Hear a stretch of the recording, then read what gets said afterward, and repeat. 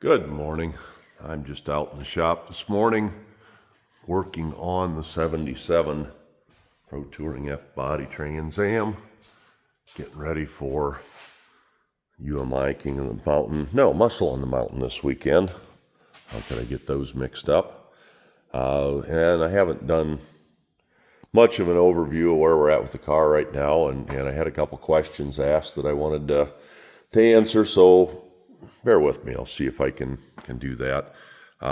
This car is what we call a bolt-on car. Everything that's on here bolts back in the original mounting points, the original subframe, and strengthens that, beefs it up, makes it better, that kind of thing, as opposed to a full chassis car where everything's custom mounts, tube chassis, things like that. It kind of makes a distinction for me, and I get everybody's got a different view of it, but for me, that's an original subframe, original location points. This car still has leaf springs, but it's a very bolt-on car. Nobody really classes it that way anymore, but that's how we see it, how I like it. But let me tell you what's going on here.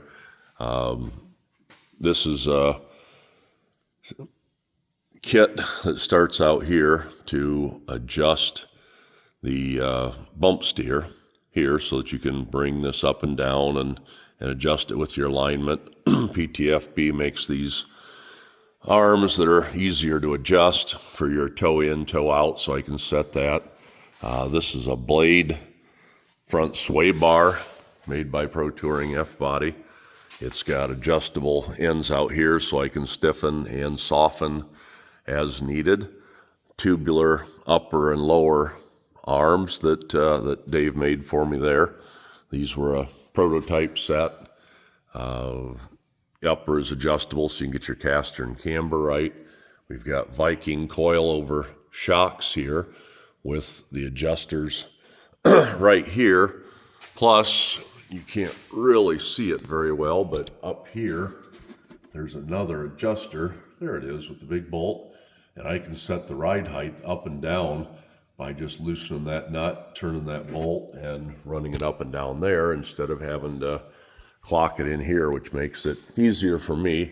These are also Pro Touring F Body spindles that Dave has made that help increase your turning speed a little bit by relocating this point a little further in so that it quick steers a little better. We also put 12.9-inch front brakes on it. We would use the D52 and D154 in the rear Willwood calipers, the 2-piston. We really don't see much need for more than that. Stops great, car works well that way. This is a higher ratio steering box that we picked up and put in it, along with a solid universal joint to make that stuff all work better. These are a set of tribal tubes, 2-inch tri-Y headers that I use on the car with the Kauffman round ports. We're putting over 550 to the ground now. We didn't get it retuned since the last time, or re-dynoed anyway. The last tune, it really came on a lot stronger in the top end. And I think we're probably pushing closer to 600, but I don't have that number. I run a TKO 600 that's been modified a little bit to make it easier for me. I run a Pipes 2.5-inch exhaust.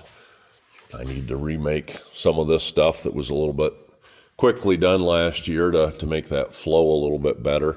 I'd like to build this into 3-inch, at least up here to where the gas cools, and then go through my transverse mount muffler. I really like those transverse mufflers. That keeps my exhaust up a little higher and out of the way. We use the subframe connectors. I welded them in from the original subframe back to here.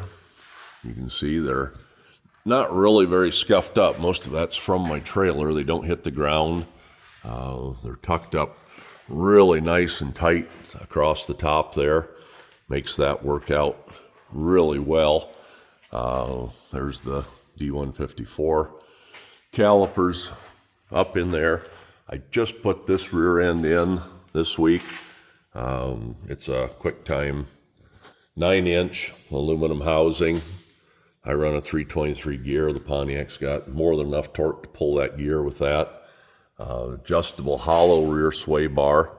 Again, set very light. I like them set that way.